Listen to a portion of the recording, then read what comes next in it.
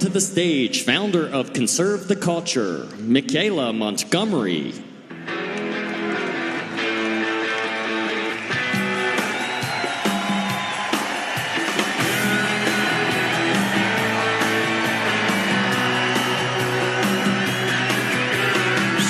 coming up over New York City. School bus driver in a traffic jam. I'm so happy you all came out to see me. So, my name is Michaela Montgomery. A lot of you guys know me as the girl from Chick-fil-A, but I am so much more than that.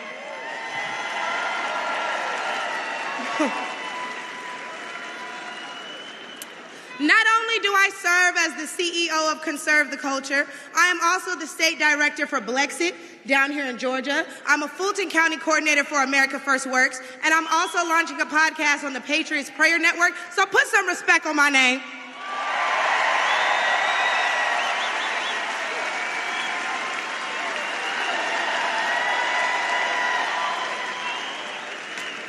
Now, why don't we jump right into it?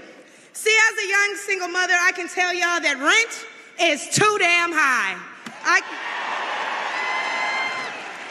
I can tell you that as a young black voter, groceries are too damn high. And as an American citizen, period, seniors like my parents should never have to choose between medicine or food. It should never be the quality of life versus the quantity of life. And I don't want to hear, oh, but we capped the price of insulin and lowered the price of all these medicines. Yeah, but you raised the price of everything else, so it's about time to start telling the truth to Americans and let them know exactly what they're signing up for if they want to vote for Kamala Harris.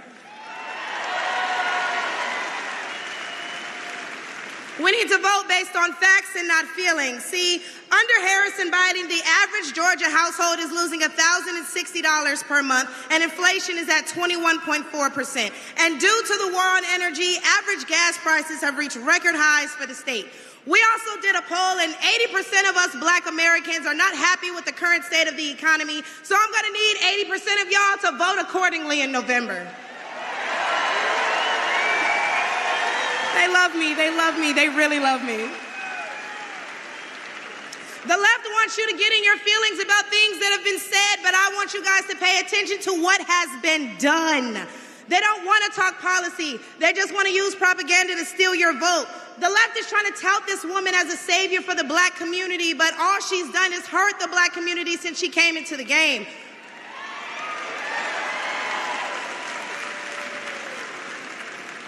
See, the first step in destroying the black community is to dismantle the black family. So aside from her record as a prosecutor, why don't we ask Mrs. Willie Brown if Kamala Harris cares about black families?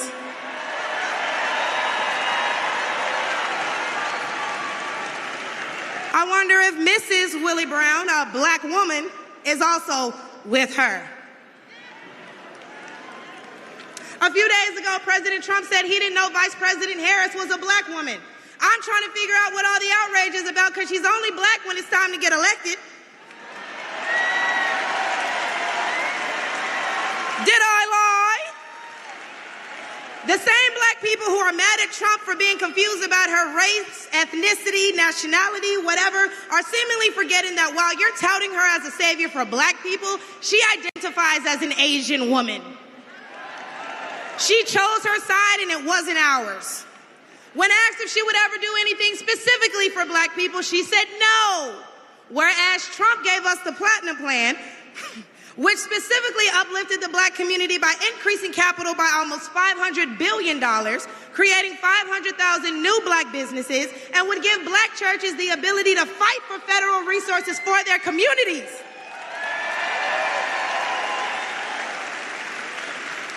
And why are we acting like strong borders aren't a thing literally everywhere else in the world? Since when has being patriotic been a crime?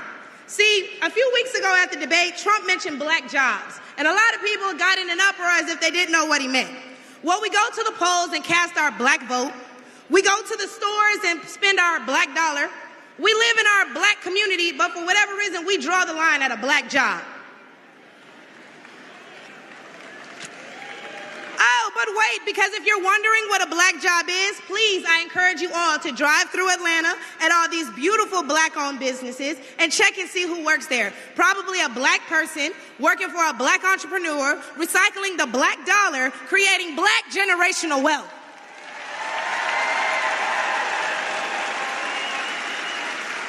If they come here illegally and they're taking your jobs and your resources, then please believe my cousins in the Appalachians, they coming for you too.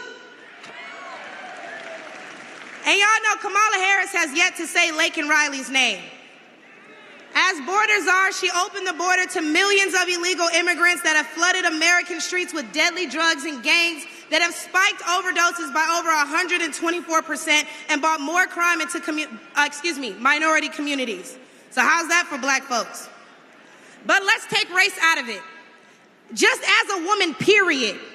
How can you be a champion for women's rights when you're taking away opportunities from biological women and giving them to transgendered ones?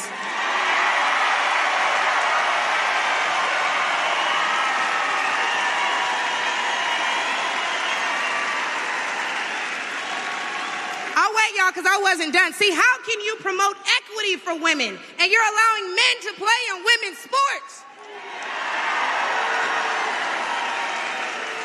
And what kind of feminist would still allow men to enter their sacred spaces, i.e. our bathrooms and school locker rooms?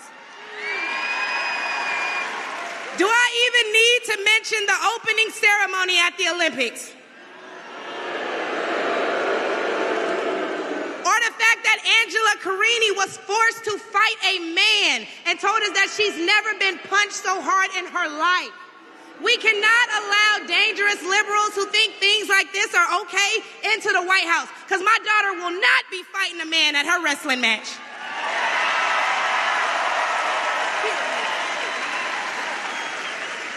And what I think both men and women can agree on is that national security is important. So who would y'all rather see lead us into war if it were so to happen? My silk-pressed sister Kamala or the big dog Donald Trump?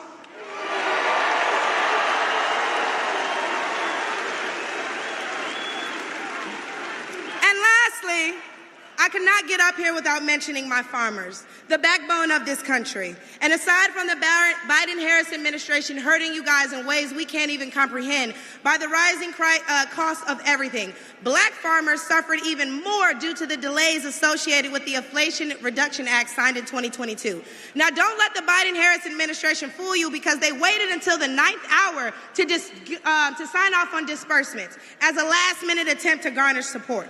But why would they hurt the agricultural industry? Probably because they're looking forward to making more money in the pharmaceutical one.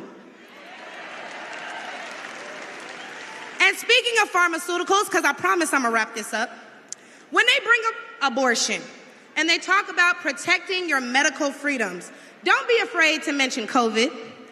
The Biden-Harris administration forced Americans to take an experimental vaccine and took away their jobs, their livelihoods, and their freedoms if they refused.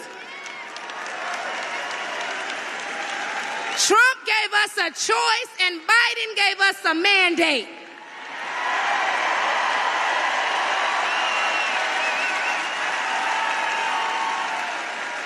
Hey, y'all, because I'm about to kill him with this one. So the next time the left wants to tell you that, hey, abortion is a right and you need to protect your medical freedoms, remember that they took those freedoms away from men and women the second they got in office, and there's nothing stopping them from doing it again.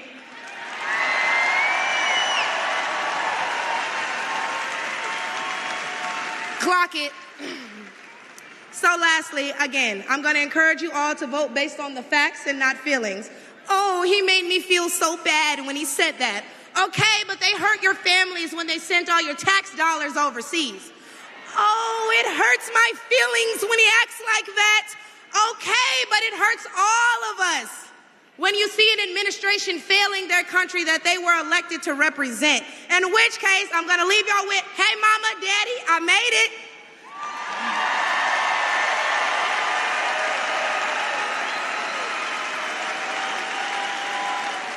And my baby girl, Amaya, is somewhere in here, so we can all say, hey, Amaya, in unison, because she's the real superstar, y'all. But I'm going to go ahead and let y'all get riled up and ready for Big T himself. Thank you guys for having me. I look forward to seeing you all.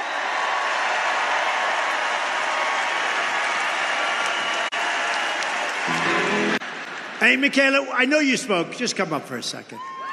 Come here. This young woman, I walked into, I don't know what the hell restaurant it was, but I walked into this restaurant. And we do it very quietly. We don't announce it. That's for, security reasons, everything. I walked in. She's behind the counter, and she didn't know I was coming. And she goes, "It's President Trump." She looks at me. "It's President Trump. You saved my college." And I said, "How the hell do you know that?" She said, "This one is so smart, so sharp." She grabbed me. She gave me a kiss. I said, "I think I'm never going back home to the First Lady." You were supposed to keep that quiet. See, now, for the average politician, that's death. For me, I don't care. I just want to tell you, you are an unbelievable person with a great personality. You lit up the whole room. You lit up the whole room. I said,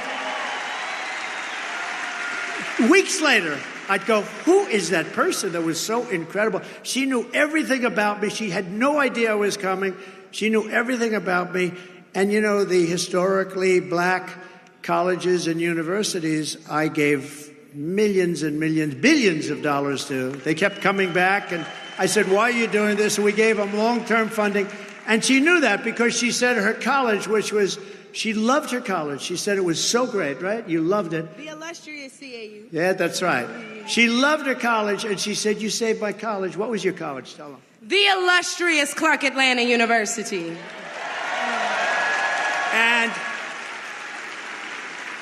And it was so impressive, and I felt so good because she really did. She really said, I said, "Did you like the college?" She said, "No, I loved that school. I loved that college." And that's what it's all about. But you are an incredible person. I think you have a tremendous future. I really do. Thank you. And I'll do whatever I can to help you. Okay? Thank you, Dan. Thank you very much.